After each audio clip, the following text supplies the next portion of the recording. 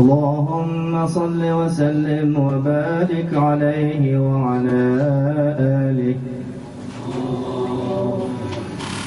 سلام سلام كمسك الختام عليكم أحبابنا يا كرام.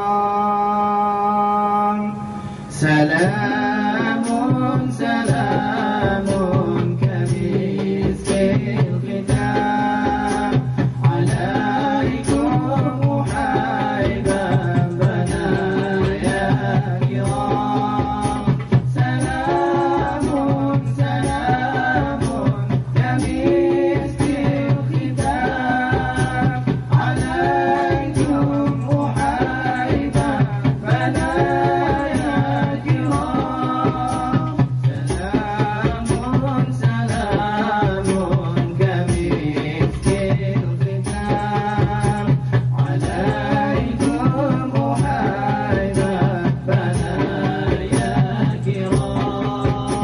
سكنتم فؤادي ورب العباد وأنتم مقامي وأقصى المراد. فأنت تسعدني بصف الوداد وأنت تمنحني شريف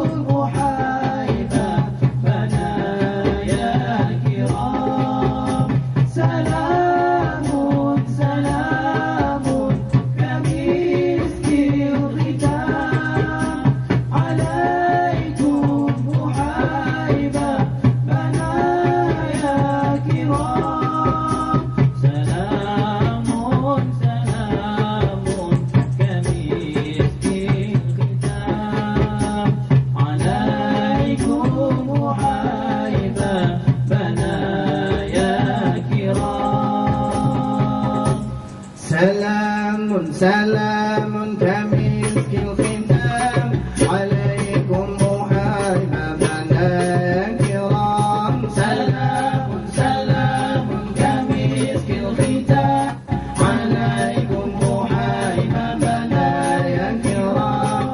أنا عبدكم يا أهيل الوفاء وفي قربكم مرهبي والشفاء. فلا تسلموا بطول الجفاء وظنوا بواصل ولو في المنام. سلام سلام كمسك الختام عليكم أحبابنا يا كرام.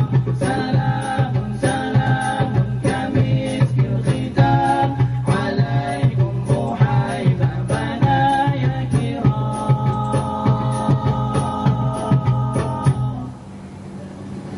Bismillahirrahmanirrahim. Alhamdulillahirabbil alamin wa sallallahu wasallam ala sayyidina Muhammad khatamil anbiya'i wa habibi rabbil alamin abil qasim amin wa ala alihi wa sahbihi ajma'in. Rabbi shrah li sadri wa yassir li amri wahlul 'uqdatam min lisani yafqahu qawli. Rabbi yassir wa la tu'assir, Rabbi tammim bi khair. Musyahidi ya kiram ahbabana fillah, duyufana al-a'izza. Pada kesempatan sore hari yang berbahagia ini, kita akan membicarakan tentang adab-adab tidur dan bangun. Adabun naumi wal yaqadhah.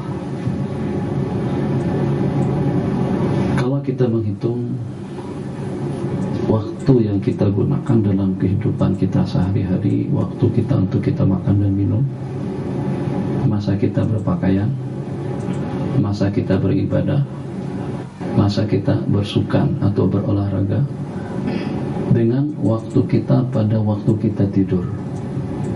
Ternyata yang paling banyak menghakis dan mengambil waktu dan peluang kita itu adalah pada waktu kita tidur. Sedang tak sedar, perasaan tak perasaan, itu adalah hakikatnya. Lama mana kita makan? Tidak selama kita pada waktu kita tidur. Lama mana kita berdandan, bersolek dan berperhiasan? Tidak selama waktu kita di waktu tidur. Lama mana dengan seseorang itu bersukan? Ya, mungkin sampai 1 jam setengah seperti bola sepak. Tapi lebih lama lagi pada waktu kita tidur. Dia menghakis dan mengambil tidak kurang daripada 1/3 umur. Itu kata orang Kedah atau teman-teman kita di Malaysia.